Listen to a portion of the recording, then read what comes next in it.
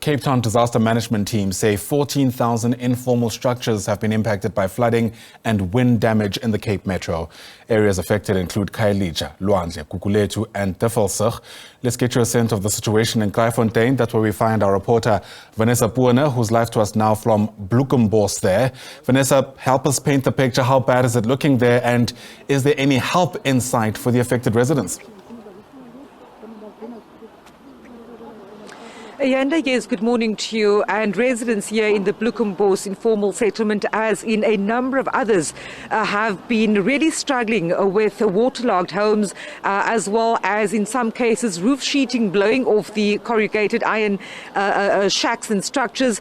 Right now here in Bloekombos, I'm standing in what looks like a river. I don't know whether you can just have a look-see. I'm asking my colleague Lucanyo Mazinsana to show you. This is generally a road or a walkway through the informal settlement, but this is the situation. I cannot even go closer, Ayanda, because I don't think that even my water boots will withstand the depth of what we are experiencing here. So this is the situation facing this community. But I'm joined now by the community leader in this area, Linda Pito, for more. Linda, it's been a rough few days since the weather started turning on Sunday, but you've told me just now that this is a common occurrence every winter. Explain to me what has taken place here, because even behind you I can see that homes are completely submerged in the water. Yes, thank you very much. Now, in Bloekombos, in Kraaifontein, every year we are experiencing the same problem in terms of when is the winter and it's raining. The informal settlement is getting flooded and so on. And at the back to us now, if you check, is a wetland, is a dam. Now the problem we're facing also, our area, also here in Bloekombos, informal houses, the drain system, storm water doesn't work. So that's why if you check now, the water come through for the informal settlement. But the city of Cape Town, led by the DA in this province, doesn't quicker to things. What is the planning who must be solve this problem every year, because the winter is every year, the winter, but we're facing the same problem. Now, we've seen in other areas, and we've seen the city's disaster teams, the sanitation and water teams out pumping in those areas to try and alleviate this kind of flooded areas or flooding in various areas across Cape Town. You say you haven't seen those pumps here in this area yet. Explain that to me. Yes, never came in this area ever since the winter started, or not just this year. Every year the winter started, and also our people as the working class are solving for this problem. He never came. I called yesterday head office in the city of Cape Town. Only the lady spoke to me there. They says no, Mr. Peters, the team of disaster management is under the meeting. We're busy the meeting, but I'm asking the question: can you tell me what is the short planning and the longer planning where our people every year, when they're getting a similar problem, will getting help? Nothing all, even today. But you've said that there have been teams coming out to assess what's taking place here. You mentioned just now that they've been taking down names. Do you know what they are planning to do with that? Is that just in terms of their planning on how many affected structures and people there are?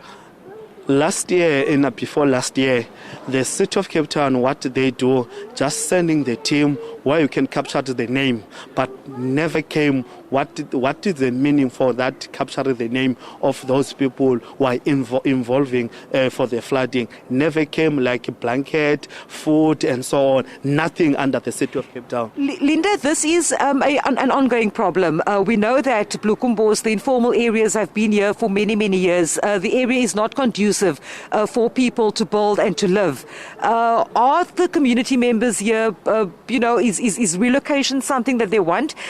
Is it something that has been, in talks with the various government departments? If I still remember, a former MEC in the housing, Malusi Boy, we contact Malusi Boy, the time he was in the city of Cape Town, that says there is a land here in Kraaifontein where people can be relocated to stay there. But even today, nothing happened. Till I call Human Rights Commission, he must came to see, because when we using this road, Old Pal Road, there is a land there, so-called Dinova area. He can take our people to live there, because is under the public works, meaning that under the province, in this province.